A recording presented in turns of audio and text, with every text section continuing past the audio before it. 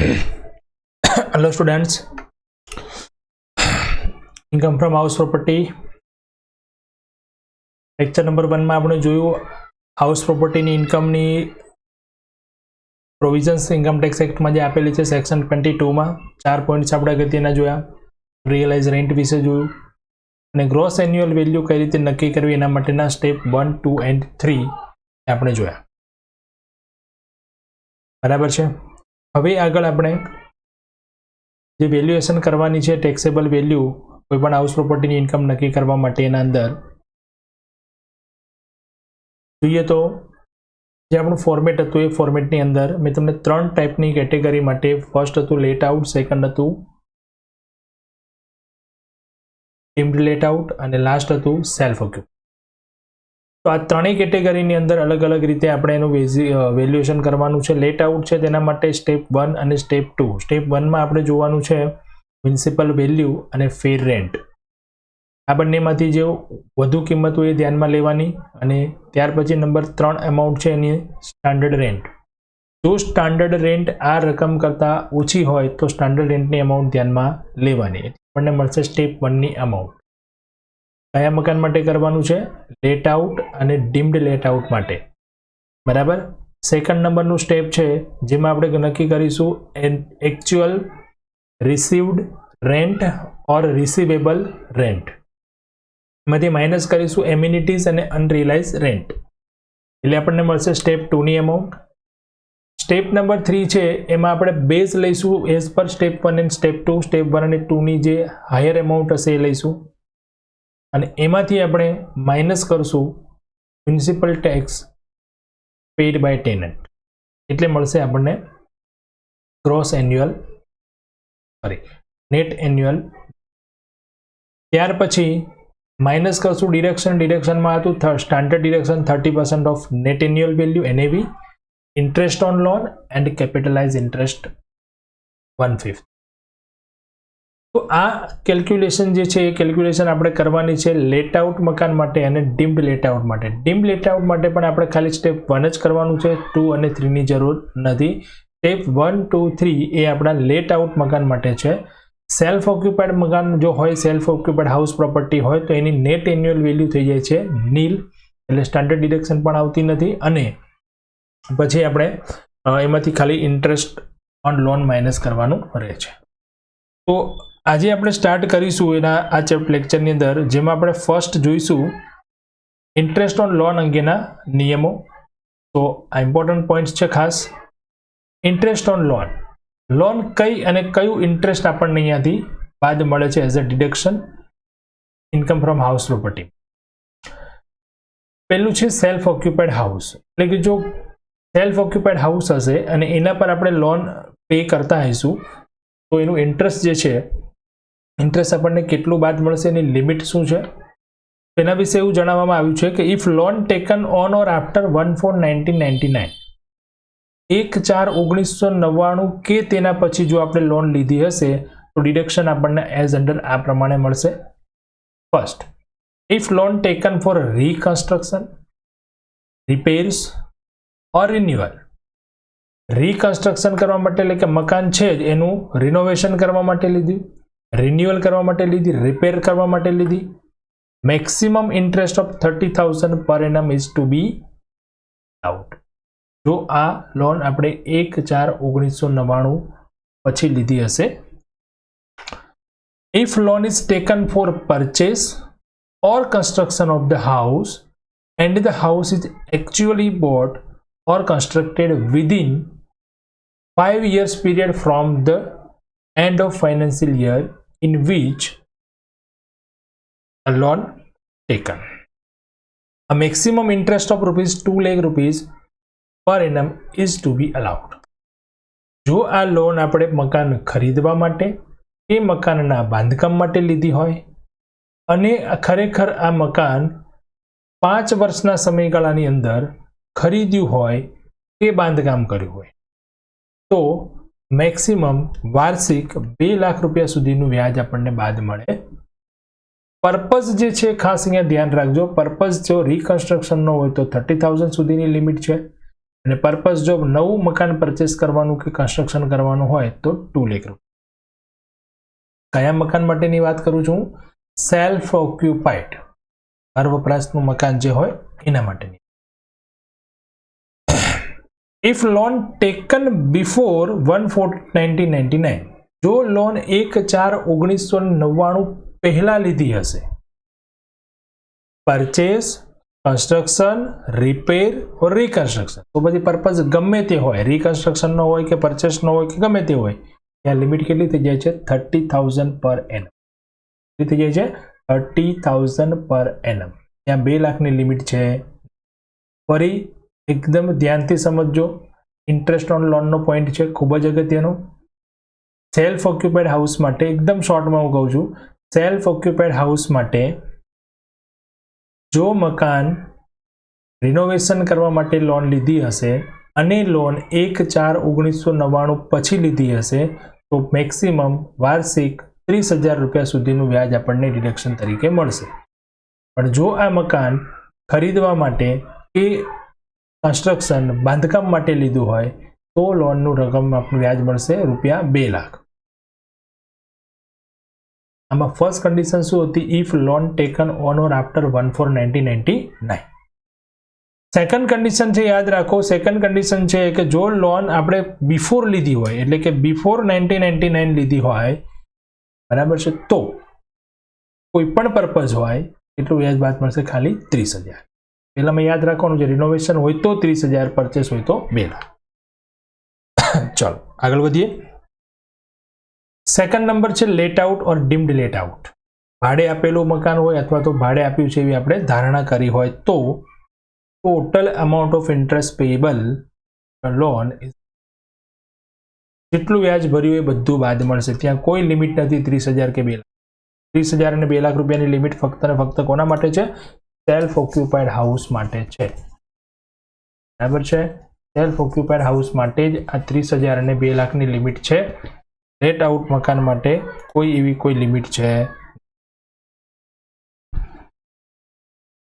આગળ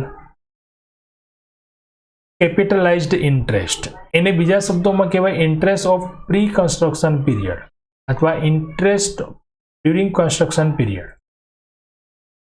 Such accumulated interest is deductible in 5 equal annual installment. બાંધકામ સમય દરમિયાન મકાનમાંથી આપણને કોઈ આવક મળતી નથી, એ મકાન સેલ્ફ ઓક્યુપાઈડ પણ નથી, મકાન લેટ આઉટ પણ નથી, મકાન ડીમ લેટ આઉટ પણ નથી. તો એ બાંધકામ સમય દરમિયાનનું જ્યારે આપણને બાંધકામ પૂરું થયું પછી મકાનનો ઉપયોગ શરૂ કરીશું ત્યારે એમાંથી આવક ઊભી થશે. તો એ જે મકાનનું જે રિનોવેશન કે કન્સ્ટ્રક્શન જ્યાં સુધી ચાલે છે ત્યાં સુધીનું જે વ્યાજ ભેગું થાય જેટલા વર્ષનું, એ વ્યાજ બાંધકામ સમય પૂર્ણ થાય અને મકાનનો ઉપયોગ શરૂ થાય ત્યારથી 5 વર્ષ સુધી 5 સરખા હપ્તામાં આપણને બાદ મળશે. ત્યાં લખ્યું તો આપણે 1/5. બરાબર છે. Beginning from the previous year in which construction or property is completed, એ વર્ષથી જે વર્ષે કામ આપણું કમ્પ્લીટ થયું હશે. પ્રી કન્સ્ટ્રક્શન પીરિયડ મીન્સ કયો પીરિયડ? તો the period commencing on the date of taking loan and ending on 31st March immediately preceding the year of completion of construction. એવો આ સમય કયો? Pre construction period. તો એ સમય જે સમયે આપણે કમેન્સિંગ એટલે કે on the date taking loan, જે તારીખે લોન લીધી હોય એ તારીખ, અને એન્ડ ક્યારે થાય છે? 31st March immediately preceding the completion of construction. એ વર્ષ આપણું પ્રી કન્સ્ટ્રક્શન પીરિયડ આપણો સ્ટાર્ટ થાય છે. અથવા date of repayment of loan, લોનનું પેમેન્ટ કરી દીધું હોય એ ડેટ જે વહેલી આવે તે, ત્યારથી આપણું એ આપણને કેપિટલાઇઝ ઇન્ટરેસ્ટ બાદ. નોટ્સ અહીંયા ખાસ ધ્યાન રાખો. Interest on loan taken for purchase plot of land on which house constructed, જમીનમાં આપણે પ્લોટ લેવા માટે લોન લીધી હોય ઇઝ ઓલ્સો ડિડક્ટેબલ, એ પણ ડિડક્ટેબલ. બરાબર, એ પણ બાદ મળે છે. ઇન્ટરેસ્ટ ઓન ફ્રેશ લોન, નવી loan taken to repay the old loan is also allowed as a deduct. એક બેંકમાંથી આપણે લોન લીધી હોય, એ બેંકમાંથી આપણે લોન પે કરવી છે, બીજી બેંકમાં લેવી છે, બેંક ટુ બેંક ટ્રાન્સફર કરી, મતલબ ઓલ્ડ લોનને ક્લોઝ કરવા માટે ફ્રેશ લોન લીધી, પણ ડિડક્ટેબલ છે. But interest on unpaid interest is not deduct. વ્યાજ ચૂકવવાનું બાકી હોય એના ઉપર પાછું આપણે વ્યાજ ચૂકવવાનું થાય તો એ વ્યાજ બાદ મળશે. બરાબર છે ફ્રેન્ડ્સ. તો આ લોન માટેના આટલા રૂલ્સ જે હતા એ ખાસ અગત્યના છે, યાદ રાખવાના છે. બરાબર છે, એ આપણે ડિડક્શન તરીકે બાદ મળે. ચલો હવે ક્વેશ્ચન સ્ટાર્ટ કરીએ. તો ક્વેશ્ચન નંબર છે આપણો 9. Following informations are given of house property owned by Shri Rahul Roy. જો 3 મકાન આપ્યા છે, house number 1 Shankar, house number 2 Jay, house number 3 Kishan. વિગતો જે આપી છે એ પ્રમાણે જોઈએ તો મ્યુનિસિપલ વેલ્યુ, એન્યુઅલ ફેર, રેન્ટ, સ્ટાન્ડર્ડ રેન્ટ, મ્યુનિસિપલ ટેક્સમાં શું કીધું છે? અનપેઇડ. આપણો નિયમ યાદ કરો, ટેક્સ પેઇડ બાય ટેનન્ટ હોય તો જ આવે, એટલે નહીં આવે. ટેનન્ટ એમ્યુનિટીઝ છે, repairs, insurance premium, interest on loan taken for construction, 1/5 part of total interest એટલે capitalise interest, and year of completion, ક્યારે બાંધકામ પૂરું થયું એ પણ આપી દીધું. પીરિયડ ઓફ વેકેન્સી, કેટલા સમયમાં તમારું મકાન ખાલી રહ્યું છે. એન્ડ લાસ્ટ આપ્યું છે યુઝ ઓફ ધ હાઉસ, આનો ઉપયોગ શું છે. First self occupied, second let out, and third self occupied. એટલે 2 મકાન એના સેલ્ફ ઓક્યુપાઈડ છે. આપણા ટેક્સ ઇન્કમ ટેક્સ એક્ટની પ્રોવિઝન પ્રમાણે કોઈ પણ એસએસસી 2 મકાન સેલ્ફ ઓક્યુપાઈડ રાખી શકે. 2 થી વધારે હોય તો આપણે ડીમ્ડ લેટ આઉટ કરીને ગણતરી. Rent receivable for house number 2, બીજું મકાન લેટ આઉટ હતું એના માટે રેન્ટ રિસીવેબલ છે 1,86,000. આપણે કેલ્ક્યુલેશન કરવાની છે taxable income from house property. Format આપણે બનાવીશું આ પ્રમાણે: computation of taxable income from house property of Shri Rahul Roy. Previous year 1920, assessment year 2021. 3 મકાન છે, 3 કોલમ બનાવી દઈશું. Shankar self occupied, Jay let out, Kishan self occupied. Use પણ લખી દઈએ ત્યાં. પહેલા સ્ટેપ પ્રમાણે આપણે નક્કી કરીશું base for gross annual value. First કયા મકાન માટે ખાલી ગણતરી થશે? લેટ આઉટ માટે. સેલ્ફ ઓક્યુપાઈડ માટે કોઈ ગણતરી થશે નહીં. ચાલો પહેલી 2 રકમ સરખાવીશું આપણે, મ્યુનિસિપલ વેલ્યુ અને ફેર રેન્ટ. મ્યુનિસિપલ વેલ્યુ છે 150 અને ફેર રેન્ટ છે 2 લાખ. બરાબર. સ્ટાન્ડર્ડ રેન્ટ છે 180. ધ્યાન આપો અહીંયા. હવે આ ત્રણેયમાંથી કઈ રકમ લેવાની સ્ટેપ નંબર 1 માં? તો પહેલા તો આ બંનેને કમ્પેર સરખાવો. 150 અને 2 લાખ બંનેમાંથી હાયર કઈ છે? 2 લાખ લેવાની. પછી એને સરખાવો સ્ટાન્ડર્ડ રેન્ટ સાથે 180. તો આ બંનેમાંથી જે ઓછી હોય તે એટલે કેટલા આવશે? 180. ક્લિયર? પહેલા 2 સરખાવો, મ્યુનિસિપલ વેલ્યુ, ફેર રેન્ટ. બંનેમાંથી જે હાયર હોય તે, પછી એને સરખાવો સ્ટાન્ડર્ડ રેન્ટ સાથે, અને જો સ્ટાન્ડર્ડ રેન્ટ ઓછું હોય તો એ લેવાનું. બરાબર છે. હવે સ્ટેપ નંબર 2, રિસીવેબલ રેન્ટ હતું, એન્યુઅલ રિસીવેબલ અથવા એક્ચ્યુઅલ રિસીવેબલ રેન્ટ 186 આપેલું છે. માઇનસ એમાંથી શું કરશું? એમ્યુનિટીઝ આપેલી હતી. જો અહીંયા છે ને વિગત ઘણી બધી આપેલી હશે, પણ આપણને જે જરૂરી છે એ જ વિગત આપણે લેવાની. જેમ કે અહીંયા જો રિપેર્સ જરૂર નથી, ઇન્સ્યોરન્સ પ્રીમિયમ જરૂર નથી. આ બધા ખર્ચાઓ માટે આપણને 30% સ્ટાન્ડર્ડ ડિડક્શન આપી દીધી છે. આ બધા ખર્ચા આપણે ધ્યાનમાં લેવાના નથી. આપણને જે ફોર્મેટ પ્રમાણે જેટલી વિગતની જરૂર છે એટલી જ વિગત આપણે ઇનપુટ આમાંથી લઈશું. એમ્યુનિટીઝ આપી હતી અહીંયા 12,000, તો બાદ કરી દઈશું સ્ટેપ નંબર 2 માં. સ્ટેપ 2 ની રકમ થઈ જશે 174. હવે આ બંનેમાંથી જે હાયર અમાઉન્ટ હોય એ આપણે સ્ટેપ નંબર 3 માં બેઝ તરીકે. તો step number 3 base for gross annual value as per step number 1 and 2 કેટલી રકમ આવશે? જો પહેલા બંને સેલ્ફ છે, સેલ્ફમાં તો આપણે કંઈ લેવાનું જ નથી, ગણવાનું જ નથી. 180 174 એટલે 180 આવશે.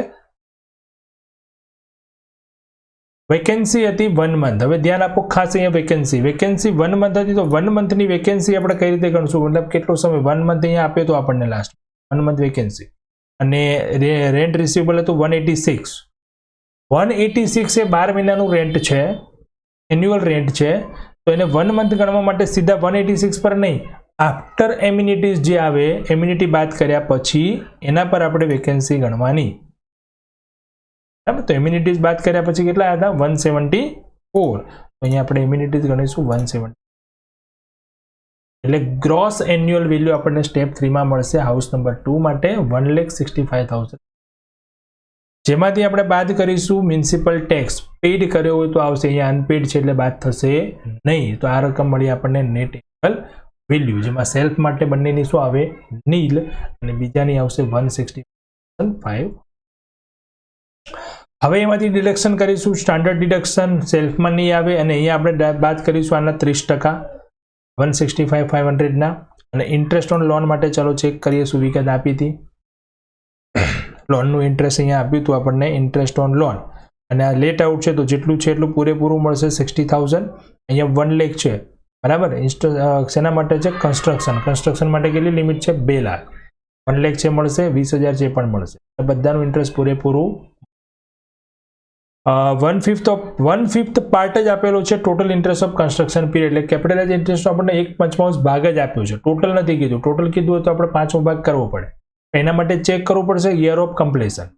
18-19માં કામ પૂરું થયું છે, કેટલા વર્ષ સુધી મળે કેપિટલાઇઝ ઇન્ટરેસ્ટ? 5 વર્ષ સુધી. જ્યારે બાંધકામ પૂરું થયું હોય ત્યાંથી 5 વર્ષ, એટલે 18-19, 19-20, 20-21, 21-22, 23 સુધી મળશે, જેમાં આપણું 19-20નું વર્ષ આવી ગયું. બીજામાં છે 15-16, તો 15-16, 16-17, 17-18, 18-19, 19-20, તો એ પણ આવશે. 19-20 અહીંયા જો 5મું વર્ષ આવ્યું લાસ્ટ. પછી 16-17 છે, 16-17માં પણ આવશે. મતલબ 15-16માં વર્ષમાં જે કામ પૂરું થયું હશે એનું કેપિટલાઇઝ ઇન્ટરેસ્ટ આપણે 19-20 સુધી લઈ શકશું. 15-16 પહેલાનું વર્ષ આપેલું હોય કમ્પ્લીશનનું, એનું કેપિટલાઇઝ ઇન્ટરેસ્ટ આવશે નહીં. ઓકે, ચલો.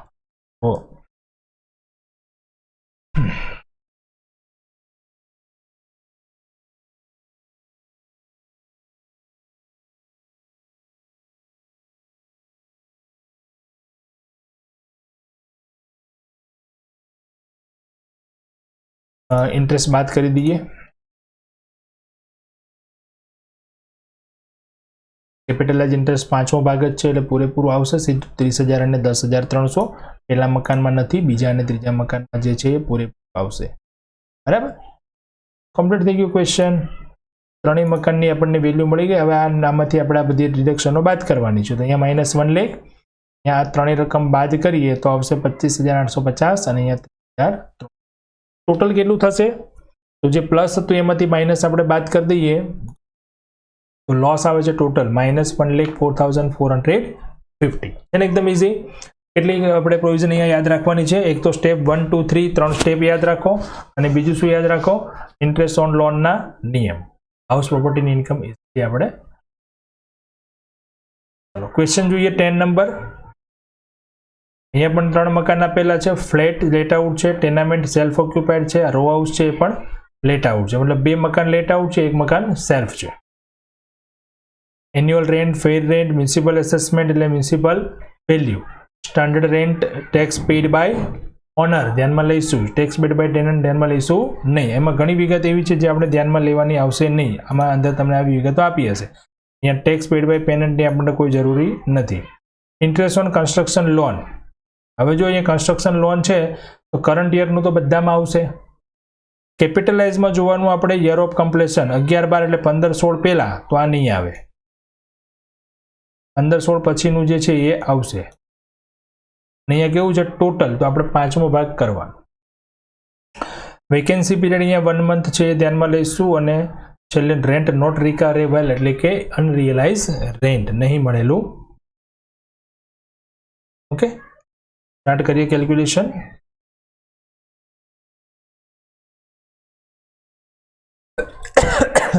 Sorry friends. યુઝ લખી દઈશું let out, self occupied and let out. Okay, 1920, 2021 આવશે એસેસમેન્ટ યર અને પ્રીવિયસ યર. લાસ્ટ યરમાં જતા રહ્યા છીએ. કરવું પડશે ને, 1 મિનિટ ચેન્જ કરી દઈએ.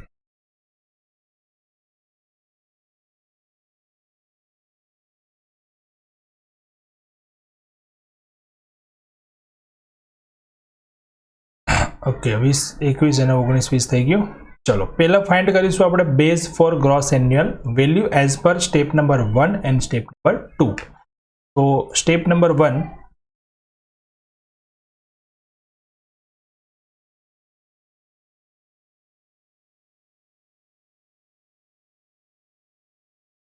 સ્ટેપ નંબર 1 કઈ રકમ સરખાવીશું?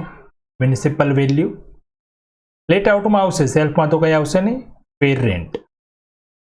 ચલો આપી છે, ચેક પણ કરતા જઈએ રકમમાં.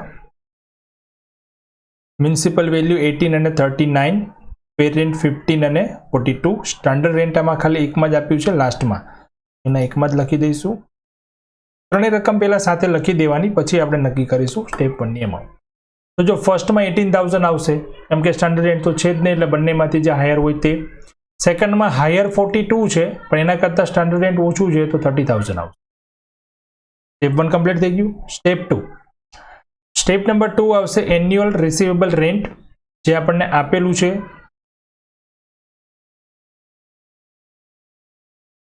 15,000 અને 36,000. સેલ્ફમાં કંઈ છે,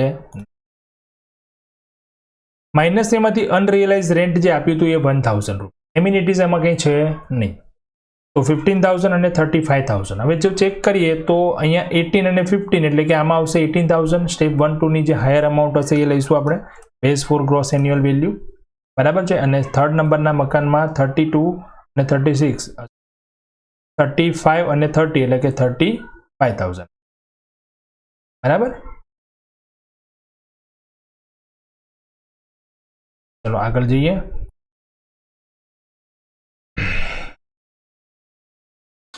base for gross annual value 18 અને 35,000. સેલ્ફમાં તો કંઈ નહીં આવે, માઇનસ વેકેન્સી. વેકેન્સી હતી 1 મંથ 3,000. 1 મંથ 3,000 કઈ રીતે એવા ચેક કરીએ. ચાલો 1 મંથ અહીંયા કહ્યું હતું, અને એન્યુઅલ રેન્ટ આપણને આપ્યું હતું 36,000. એન્યુઇટી એમ્યુનિટીઝ કંઈ છે નહીં, તો મંથલી રેન્ટ કેટલું થઈ ગયું, 3,000, જે આપણે ત્યાંથી બાદ કરી દઈએ. તો ગ્રોસ એન્યુઅલ વેલ્યુ થઈ ગયું 18,000 અને 32,000. Minus municipal tax paid by જે ટેનન્ટ, પેડ બાય જે ઓનર હતો એ આવશે, માલિકે જે પે કર્યો હતો એ આવશે. ટેનન્ટ બાય પે છે નહીં આવે, 500 અને 1,000. સેલ્ફમાં તો આવશે નહીં, સેલ્ફમાં કેલ્ક્યુલેશન જ નથી કરવાની, નેટ એન્યુઅલ વેલ્યુ સીધી, એટલે કંઈ નહીં આવે. તો નેટ એન્યુઅલ વેલ્યુ મળી ગયું 17,500. બીજામાં નીલ આવશે સેલ્ફમાં, અને છેલ્લામાં આવી ગયું 31,000. હવે બાદ કરીએ ડિડક્શન લઈ લઈશું પહેલા 30% સ્ટાન્ડર્ડ ડિડક્શન, અને પછી ઇન્ટરેસ્ટ ઓન લોન જે તરણીમાં આવશે, કરંટ યરનું બધામાં આવશે. અને કેપિટલાઇઝ જે છે એ આપણે જોયું એ પ્રમાણે 1/5 કરવાનું છે. અને ફર્સ્ટ યરમાં નથી આવતું, કેમ કે ફર્સ્ટ યરનું જે કામ છે એ પૂરું થયું છે 11-12માં, એટલે 11-12, 12-13, 13, 14, 15, 15, 16, 15-16 સુધી જ મળે. અને આપણું વર્ષ છે 19-20, એટલે મળશે, બરાબર. અને આમાં ટોટલ છે, એટલે આપણે એનો 5મો ભાગ કરવો પડશે. 5મો ભાગ કરીને આપણે ગણ્યું તો 6,2400. આ રકમ માઇનસ કરતા આપણને ઇન્કમ મળશે 11,250. સેકન્ડ સેલ્ફમાં હંમેશા લોસ જ આવશે, જે આપણું ઇન્ટરેસ્ટ હશે -12,000, અને લાસ્ટમાં 16,000. ટોટલ એનું કરીએ છીએ, લાસ્ટમાં તો મળે છે આપણને 15,550 ઇન્કમ, બરાબર છે. ઇઝી છે કેલ્ક્યુલેશન એકદમ. તમે જો સ્ટેપ બાય સ્ટેપ યાદ રાખો અને લોનના નિયમો યાદ રાખો, હાઉસ પ્રોપર્ટી ઇન્કમ કેલ્ક્યુલેશન બહુ ઇઝી છે. 15. Question number 15. Given below are the particulars of house property owned by Shri Rajubhai. રાજુભાઈની આપણને મકાન મિલકતની વિગત આપી છે. 3 મકાન છે, હાઉસ, લાભ, શુભ એન્ડ અમૃત. છેલ્લી એક લાઈનમાં જોઈ લો, પહેલા નંબર 11માં use self, let out for resident and let out for business. ધ્યાન રાખજો ખાસ, બિઝનેસ માટે લેટ આઉટ હશે એ ટેક્સેબલ થશે, પણ યુઝ ફોર બિઝનેસ હશે એ ટેક્સેબલ નહીં થાય. એને મકાન ભાડે આપ્યું છે બિઝનેસ માટે, આ કન્ફ્યુઝન માટે આ વર્ડ મૂકી દેશે, let out from business. Let out હોય એટલે ગમે તે ચાલે, ગમે તેના માટે લેટ આઉટ આપેલું હોય, પણ યુઝ ફોર પ્રોપ્રાઇટર બિઝનેસ, પોતાના ધંધા માટે હશે નહીં. તો 3 મકાન ટેક્સેબલ થશે. સેલ્ફ એક જ છે અહીંયા, પહેલું મકાન. Municipal value, fair rent, standard rent, municipal taxes unpaid. શું કહ્યું? Municipal taxes unpaid. અનપેડ કહ્યું તો આપણે મ્યુનિસિપલ ટેક્સ લેવાનો નથી. પેમેન્ટ ફોર ટેનન્ટ્સ એમ્યુનિટીઝ લઈશું, રિપેર્સ નહીં ધ્યાનમાં લઈએ, ઇન્સ્યોરન્સ પ્રીમિયમ નહીં ધ્યાનમાં લઈએ. ઇન્ટરેસ્ટ ઓન લોન છે, કન્સ્ટ્રક્શન માટે આવશે. 5મો ભાગ છે ટોટલ ઇન્ટરેસ્ટ ઓફ કન્સ્ટ્રક્શન પીરિયડનો, એ પણ આવશે, કારણ કે વર્ષમાં જો 18, 19, 15, 16, 17, 15, 16 પછીના વર્ષ હશે એટલે આવશે. અને યુઝ તો આપણે પહેલા જોઈ લીધું. હાઉસ શુભ, હવે જે અધર ડિટેલ છે એમાં ધ્યાનથી સમજો. હાઉસ શુભ એટલે કે બીજું મકાન આપણું જે લેટ આઉટ છે રેસિડન્સ માટે. Consisting of 2 separate unit and the area is in the ratio of 3/2. એ મકાનને બે ભાગમાં વેચેલું છે 3/2 માં. Has been let out 2 tenants, અને બે અલગ અલગ ટેનન્ટ્સને આપેલું છે. મંથલી રેન્ટ યુનિટ 1 નું છે 4500 એન્ડ યુનિટ 2 નું છે 3000. Unit 2 inclusive the charge of tenants amenities. તો અહીંયા જો તમને 5 નંબરમાં ટેનન્ટ્સ એમ્યુનિટીઝ આપી હતી હાઉસ શુભમાં, અને એ એમ્યુનિટીઝ કોની છે? યુનિટ 2 વાળાની, યુનિટ 1 ની નથી. સૂચના અહીંયા આપી છે. House Amrit is rented to a business on a monthly rent of 2700. એટલે કે જે અમૃત મકાન છેલ્લું છે એને આપણે મંથલી રેન્ટ અહીંયા આપેલું. The tenant who is in possession unit 1, જે યુનિટ 1 નો છે મકાન નંબર કયું? બીજું શુભ નંબરનું, શુભનું. હેઝ વેકેટેડ ધ હાઉસ ઓન 31 જાન્યુઆરી. એને 31મી જાન્યુઆરીએ મકાન ખાલી કરી દીધું. મતલબ ફેબ્રુઆરી અને માર્ચ 2 મહિના શું થઈ ગઈ? Vacancy. Without making the payment of last 2 month rent, છેલ્લા 2 મહિનાનું ભાડું પણ આપ્યું નથી, તો એ શું થઈ ગયું? Unrealise. This unit remain vacant up to 31 March. મકાન ખાલી રહ્યું છે, મતલબ 2 મહિના વેકેન્સી અને 2 મહિનાનું ભાડું મળ્યું યુનિટ 1 માટે. The tenant who was in possession unit 2, unit 2 માં જે છે has also vacated the house 1 March. એટલે કે માર્ચ મહિનામાં એ મકાન ખાલી કરી દીધું. 1 માર્ચ એટલે આખો મહિનો મકાન ખાલી રહે, એટલે 1 મહિનાની. હાઉસ શુભ જે છે એને 2 યુનિટમાં વેચ્યું છે, અને બંને યુનિટની આપણે અલગ અલગ કેલ્ક્યુલેશન કરવી પડે. બરાબર છે? તો ફોર્મેટ આપણે કંઈક અહીંયા આવું બનાવીશું.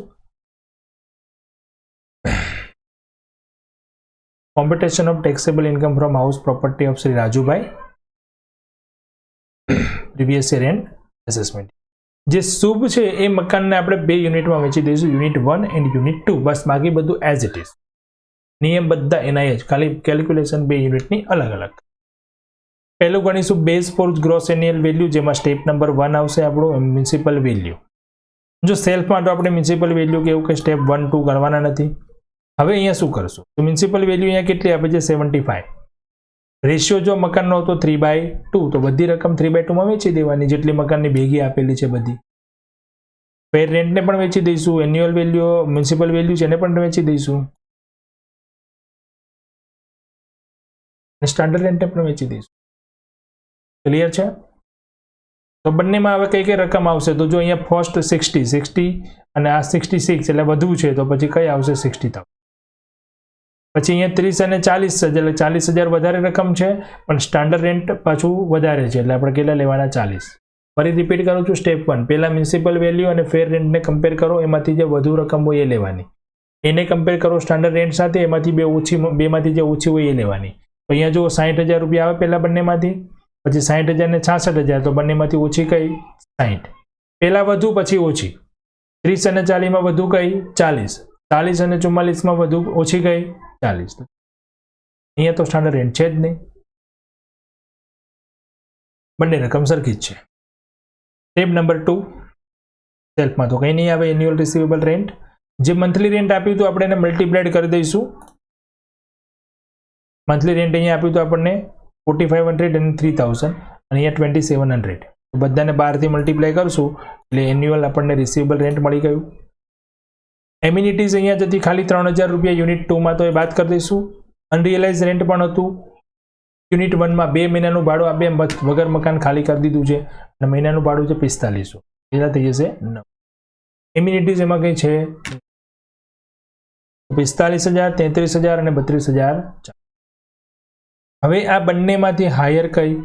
60, 40 અને 36. સ્ટેપ નંબર 3 માં આપણે એ રકમ લઈશું. બરાબર છે? Base for gross annual value 60,000, 40,000 અને 36,000. અહીંયા લખાઈ નથી, 1 મિનિટ.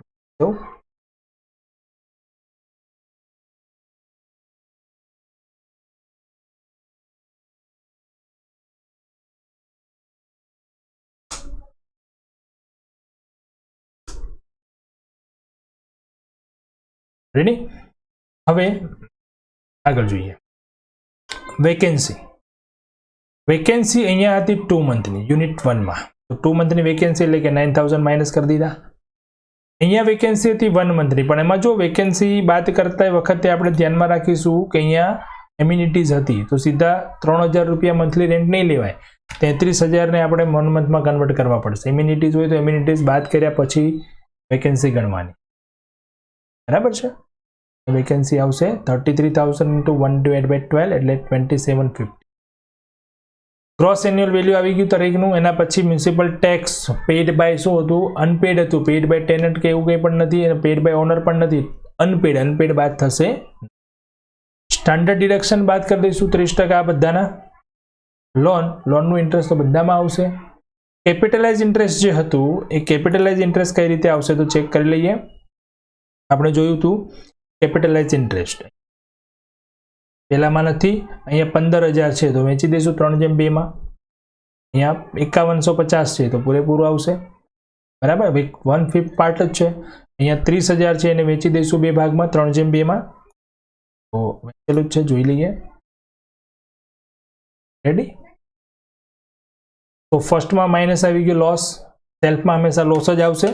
બાકીના ત્રણેય મકાનમાં પ્રોફિટ છે. તો ટોટલ આપણે જોઈએ છીએ તો 8,700, 8,075 and 10,050 and -50,000 કરીએ તો -23,105 total loss from house property. Clear છે? બસ જે અગાઉ પહેલા લેક્ચરમાં જે મેં રૂલ્સ ચેક તમને કરાવડાયા હતા એ રૂલ્સ ધ્યાનમાં રાખો. સ્ટેપ 1, 2, 3 અને ઇન્ટરેસ્ટ ઓન લોનનો કન્સેપ્ટ, બસ આટલું યાદ રાખો. હાઉસ પ્રોપર્ટીની ઇન્કમ આપણે આસાનથી ગણી શકીએ. સેલેરી ઇન્કમની કમ્પેરિઝન કરતા એકદમ ઇઝી ચેપ્ટર છે, ઇઝી એકદમ કેલ્ક્યુલેશન છે. બટ કન્ડિશન છે કે તમારે સ્ટેપ 1, 2, 3 આવડવા. જો સ્ટેપ 1 જ રોંગ હશે તો પછી પાછળ બધું રોંગ. બરાબર છે. ચલો, બંને જે ક્વેશ્ચન આજે 3 ક્વેશ્ચન કર્યા, ખાસ 3ની પ્રેક્ટિસ કરજો જાતે અને સોલ્વ કરવાની કોશિશ કરજો. કોઈ પ્રોબ્લેમ હોય તો આન્સરમાં ચેક કરી લેવાનો. અહીંયા પણ હજુ કોઈ ઇસ્યુ હોય, કોઈ ક્વેરી હોય તો મને કોલ કરી શકો છો. ફોન દ્વારા મને ક્વેરી તમારી સોલ્વ કરી શકીએ. Friends, good day and thank you.